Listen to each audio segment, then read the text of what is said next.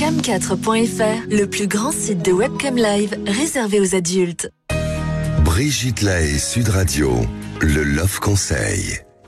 Alors Bruno Martin, évidemment, en tant que sexothérapeute, vous savez l'importance des jeux de rôle qui permettent aux couples de mettre un peu plus de ludique dans leur sexualité. Alors il y en a beaucoup, je vais juste en citer quelques-uns, puis je terminerai par ce jeu du chat et la souris qui est assez rigolo et que peut-être vous ne connaissez pas.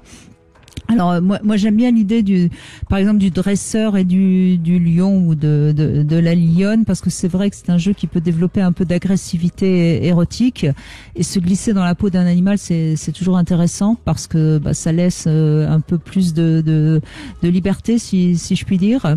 Non?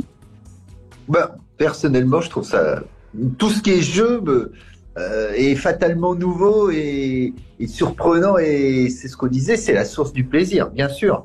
Et l'agressivité, il en faut un petit peu dans le bon sens du terme.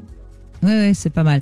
Alors il y en a un autre que je trouve assez intéressant, c'est jouer au prêtre et au confesseur, parce que ça permet de raconter des bêtises sexuelles. On peut raconter les pires bêtises sexuelles qu'on aurait faites, et puis puisqu'il faut aller se confesser, on peut vraiment raconter n'importe quoi. Alors là, c'est un jeu quand même pour adultes avertis, je dirais.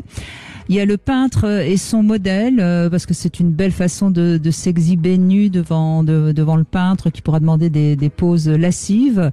Alors plus classique, il y a évidemment le ou la prostituée avec un client ou une cliente puceau-pucelle.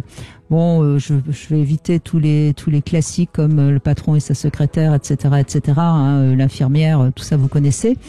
Et je vais vous parler du chat et la souris. En fait, c'est un jeu assez enfantin. Lorsque vous étiez enfant, vous êtes peut-être amusé à vous chercher dans un appartement ou dans une maison. Eh bien, c'est un petit peu la même chose. Il y a le chat qui a les yeux bandés et qui doit attraper sa souris pour la dévorer, bien sûr. Et donc, vous pouvez jouer en étant nu ou avec des vêtements, ça c'est comme vous voulez. Et donc, c'est au chat d'attraper la souris. Alors, bon, la souris, elle peut ne pas se laisser attraper si elle veut, mais bon, le but c'est quand même qu'à un moment donné le chat arrive à l'attraper, et en général c'est un jeu qui est assez amusant, qui se termine dans un bon éclat de rire et plus si affinité. Voilà. Qu'est-ce que vous avez envie d'ajouter, Bruno Martin?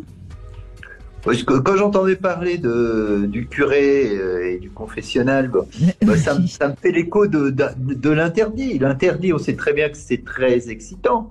Le peintre, c'est exhibitionniste, voyeuriste. On trouve à chaque fois une petite source de petites perversions sympas derrière, parce que c'est dans le modèle du jeu, justement.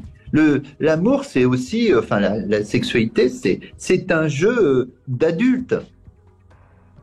Oui, absolument. Et ces petits jeux de rôle, justement, comme vous venez de le dire, ça permet de mettre un petit peu de fantaisie dans une sexualité dans laquelle on n'oserait peut-être pas la mettre sans passer par justement par des jeux de rôle.